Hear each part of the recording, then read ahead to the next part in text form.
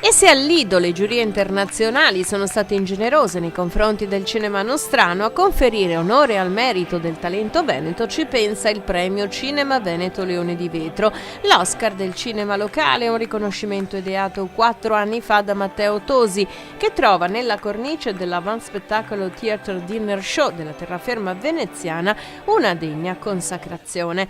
Un evento complementare più che collaterale alla Mostra del Cinema, l'edizione 2018, consegnato la prestigiosa statuetta in vetro a Maria Roveran, attrice veneziana sempre più in ascesa, al gruppo degli Alcuni per il film di animazione Leo da Vinci, alla società di produzione K+ di Verona per la pellicola Finché c'è Prosecco, al montaggista Davide Vizzini e al regista Max Nardari. Per quanto riguarda il premio, io ci tengo particolarmente perché penso che il Veneto, sia una regione a vocazione cinematografica.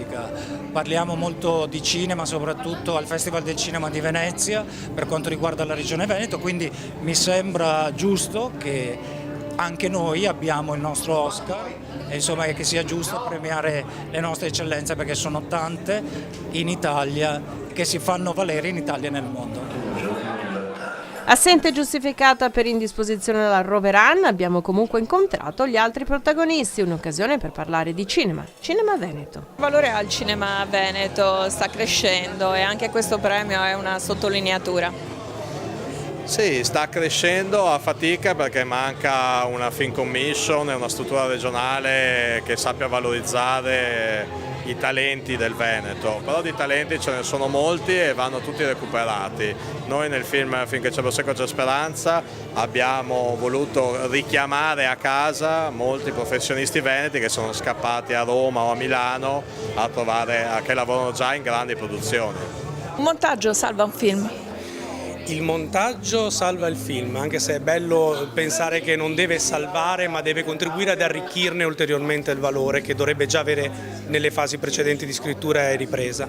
Forse il montaggio è una fase creativa che volta per volta cambia in base all'ispirazione che viene dal materiale girato, in base all'ispirazione che viene dalla pagina scritta, che è il frutto di una sensibilità individuale, ma anche a volte da uno stato di necessità, quindi anche da una cosa che può sembrare una, chiamiamola anche complicazione, può nascere invece una buona idea che dà un valore particolare al film che si è andato a realizzare. E siamo partiti tantissimi anni fa facendo teatro, poi a un certo punto, volendo lavorare con i ragazzi, ci siamo resi conto che bisognava cercare di aggirare il loro interesse a 360 gradi, quindi siamo occupati di cinema, di televisione e alla fine però non abbiamo abbandonato il teatro, che è sicuramente per noi una cosa importante. Adesso siamo distribuiti in circa 200 paesi nel mondo, però diciamo che lo spirito rimane quello di pionieri nell'ambito della comunicazione rivolta ai bambini. Sono di Treviso, sono nato a Padova, ho vissuto gran parte della mia vita qui, quindi vorrei realizzare un film. Tra l'altro io vado tutti gli anni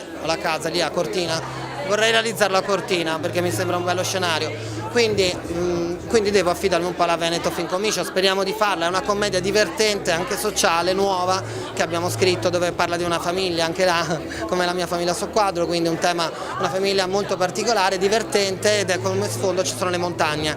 Perché non realizzarlo nel Veneto? Io lancio questo appello.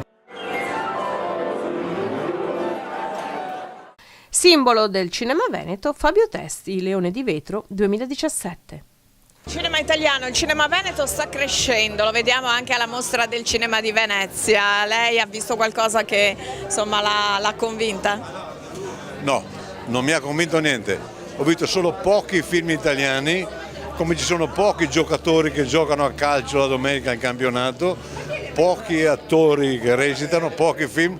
Diamoci una smostra, facciamo delle leggi che si dia agli italiani la possibilità di mettere in evidenza le loro qualità, ovunque sia, sport, arte, siamo maestri nel mondo.